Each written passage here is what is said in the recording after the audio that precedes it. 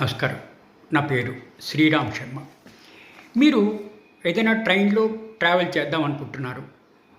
ట్రైన్లో ట్రావెల్ చేద్దామనుకుంటే ఒక్క టికెట్ కొనుక్కుంటే సరిపోదు. మీతో పాటు మీ ఐడి ప్రూఫ్ తీసుకెళ్ళాలి. ఐడి ప్రూఫ్ అంటే ఎట్లా? మీరు ఏదైనా గవర్నమెంట్ సంస్థల్లో పనిచేస్తే మీకు ఐడి కార్డు ఇస్తారు.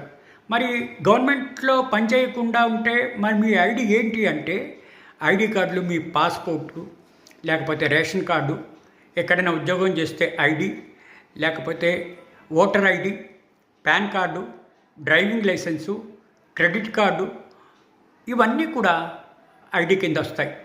కాబట్టి దయచేసి మీరు వెళ్ళేటప్పుడు ఈ కార్డు మీ జేబులో పెట్టుకోవాలి.